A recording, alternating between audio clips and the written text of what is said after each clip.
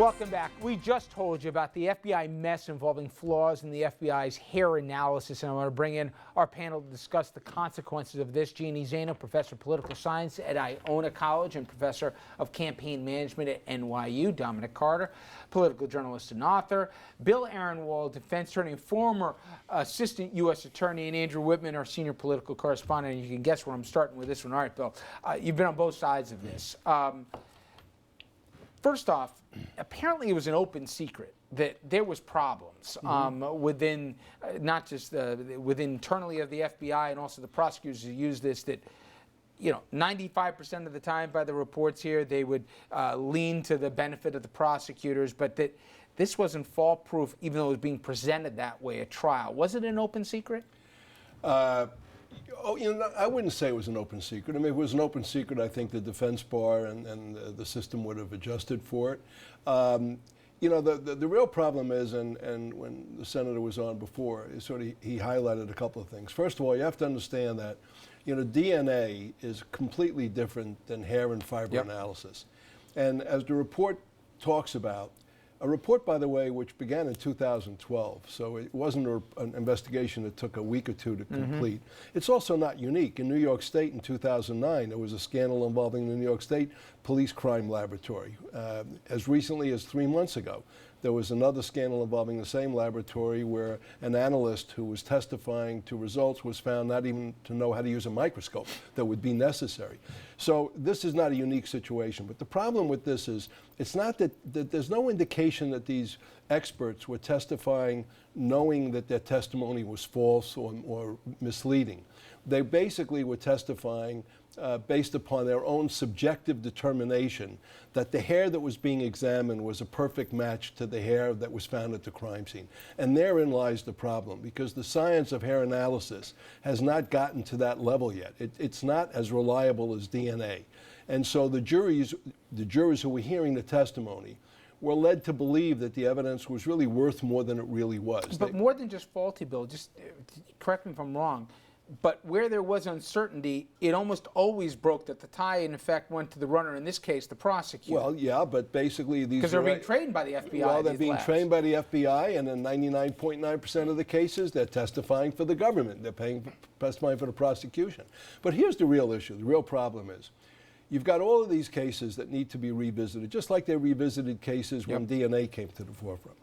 The problem is, what kind of analysis do you use in determining whether or not the conviction should be set aside? So the threshold that the senator was talking about, really what it means in plain language is courts use what sometimes is referred to as the harmless error analysis. So they look at a case and they say, okay, if we excluded this evidence, this challenged evidence, would the evidence have been sufficient to prove guilt beyond a reasonable doubt? And if it was, then we're not going to set aside the conviction, because the admission of that testimony was harmless error. But on the other hand, where if you exclude that evidence, there's a real question as to whether the evidence was sufficient to sustain a conviction, or even more, that there's a likelihood that the evidence would have resulted in a not guilty verdict, then those cases need to be set aside. And that's really what we're talking about. Now, transition to the defense. Your client was convicted on one of these cases where the hair follicles were a big part of placing him or her at the crime. Do you have a really high burden here at this point? I know it's case by case, each one's different. Or do you say, wait a minute here, your standard of saying, oh, if you threw it out, it wouldn't have mattered, but that colored the jury, because they said, oh, wait a minute, if you got, in effect, DNA evidence of the time here, that was enough to, put the jury at rest. I mean, how do you know, just how much it mattered or it didn't? It's subjective, isn't it? Well, first, look, a defense lawyer is always going to want to convince himself. Look, if that evidence didn't come in, my guy would have been found not guilty, okay? But you have to be realistic. What this process is going to require a cooperative, working together relationship between the defense lawyer and the prosecutor. Because what the defense lawyer in the first instance has to do is he has to get the prosecutor to reopen the case and re-examine the hair and fiber evidence that came in. Now, you got to bear in mind also another thing. The playing field is somewhat level, because as a defense lawyer, if I've got a scientific report turned over to me by the prosecution as discovery, whether it's hair analysis or something else, I have the right to have my own expert examine that same item of evidence. And if my expert comes to a different conclusion, then at trial, my expert will testify and the government expert will testify. The jury now has to make a decision as to which of the two they believe. And the problem is that when somebody takes a stand and they testify that they're an analyst for the Federal Bureau of Investigation, and the defense expert comes from some private testing laboratory, which is going to carry greater weight with the jury? Well, maybe in this case, given what happened with the feds, maybe they'll be discounted. The pendulum is turned, So that's really what you're talking about. But you have to get look, in the DNA cases, what did the Innocence Project do? They basically go to the prosecutor and say, we want to reopen this thing. We want to have the DNA evidence examined, re-examined. And in many instances where the prosecutor agrees to do that, the results come back favorable to the defendant. Another problem you have is some of these cases go back a number of years. Is that hair evidence, are those hair specimens still available and still viable enough so that they can be examined and analyzed? That's another problem that you're going to have to address. Still, what about cases where the timeline comes into play, where let's say the hair analysis leads to a search warrant that then leads to other evidence? Can everything that follows that moment then be thrown out if there's questions about the hair that led to the warrant in the first place? No, because if the hair analysis leads to other investigative avenues, and those avenues turn up evidence which is unimpeachable, which is not refutable, then it doesn't make any difference how you got there. The point is you got to the point where you developed evidence that is beyond challenge. So it's not like one of those cases where if the thing that led to the probable cause gets thrown out, then all of a sudden that impacts the later sequence of events? Yeah, but see, you're talking in the context of a search warrant where basically you have to show probable cause. But if you have some elaborate, let's say you go to a crime scene and you find a piece of hair and you basically examine the hair, and let's say you have a suspect and you get a hair specimen from the suspect, and your expert testifies or provides a report saying the hair, in his opinion, is a match. And from that, you then take other investigative steps which flow from that. If the other investigative steps are not thrown out simply because the thing that started the snowball rolling down the hill was some flawed hair analysis, it really is, what did the other investigative techniques prove or show, if anything? Okay, Richard, now, as you say, counsel, let's put DNA aside. We're not talking about that right now. You're the defendant. I didn't do it. But an FBI agent takes the stand and says, your hair, it matches the hair at the scene. What do you think is going to happen?